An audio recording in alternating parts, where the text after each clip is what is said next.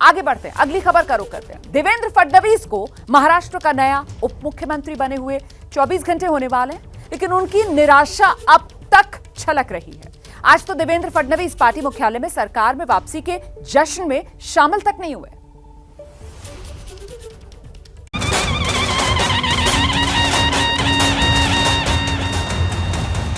न सरकार में शामिल होने को लेकर इच्छुक थे, मैं सरकार के बाहर रहूंगा, न डिप्टी सीएम पद की शपथ लेते वक्त खुश दिखे। मी देवेंद्र गंगाधरराव फडणवीस ईश्वर साक्ष शपथ घेतो की न सरकार बनने के जश्न में शरीक हुए। आखिर देवेंद्र फडणवीस इतने दुखी क्यों हैं? मुंबई में बीजेपी के प्रदेश मुख्यालय पर कार्यकर्ताओं ने सरकार में वापसी का जश्न मनाया।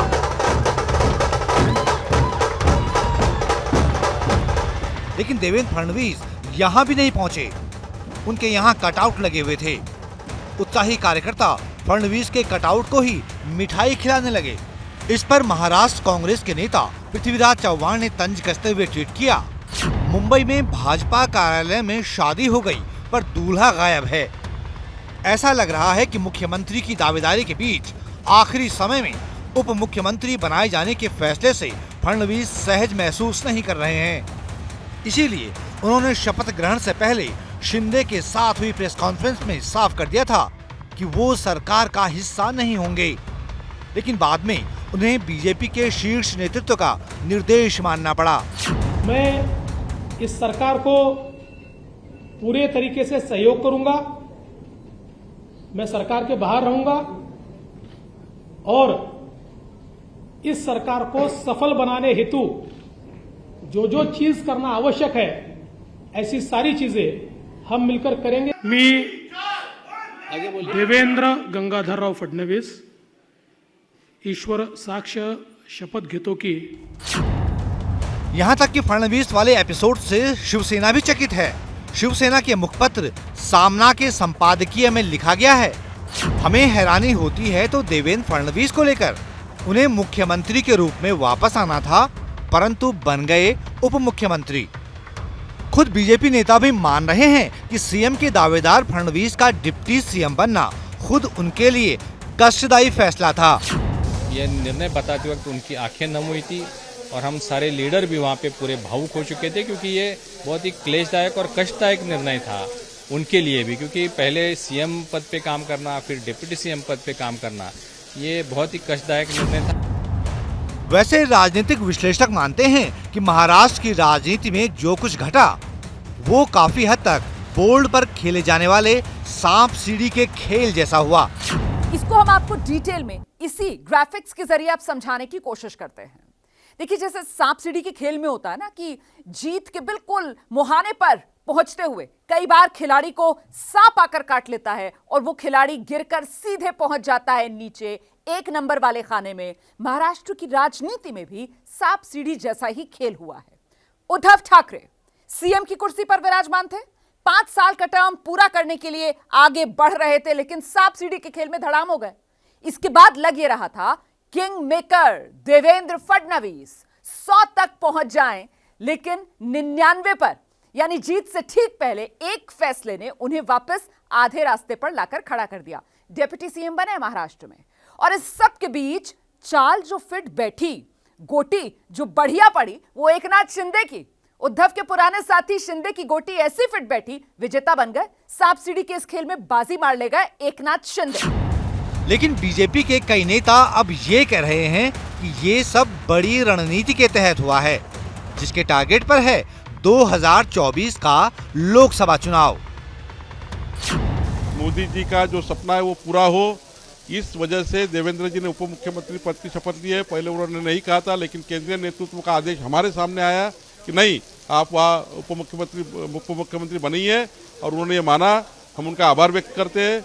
उन्होंने महाराष्ट्र की जनता के लिए सर्वोपरि हित समझा और पार्टी का जो आदेश है वो माना है। एकनाथ शिंदे भी अच्छे कार्यकर्ता है, उनको पूरा जीवन का अनुभव है, कोई रबर स्टैम्प नहीं है, और हम रबर स्टैम्प करके यूज करने वाले कार्यकर्ता भी नहीं है। तो शपथ 22 की, लेकिन दांव 24 का।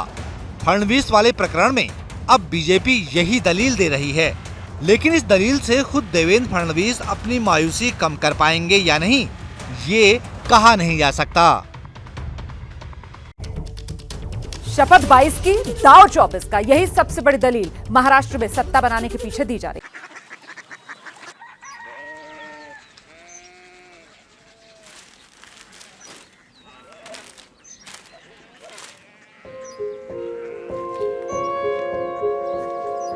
बाबा बाबा कोरिया सिटी जानी ना।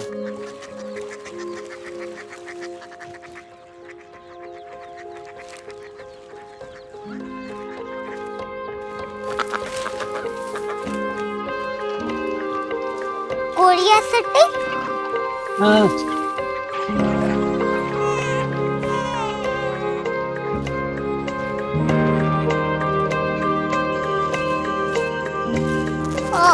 कोरिया सिटी कहाँ पे है? शहर अंग्रेजी लगे हैं।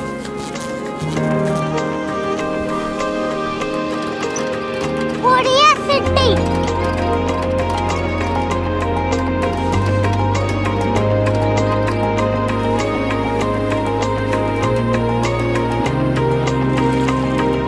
वो बहुत दूर है।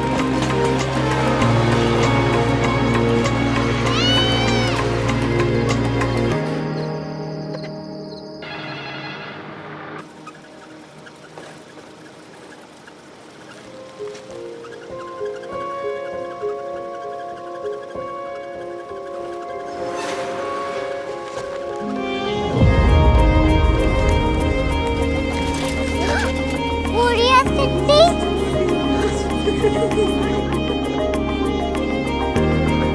दुनिया को कुछ लोग बड़े होते हैं। कोरिया सिटी कहाँ है? प्रोफेसर साहब को पता होगा।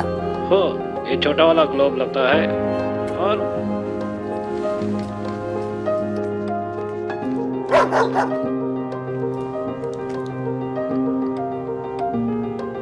पता नहीं, मेरी बेटी से जाके मिल लो, शायद उसे मालूम हो।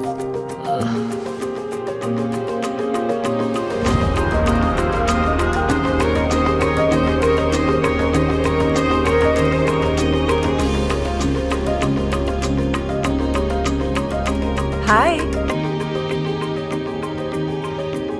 बाबा ने भेजा है। Come here. Korea city. Korea city नहीं, क्यूरियोसिटी। वो क्या? That's what brought you here? जो तुम्हें यहाँ तक ले आया। क्यूरियोसिटी।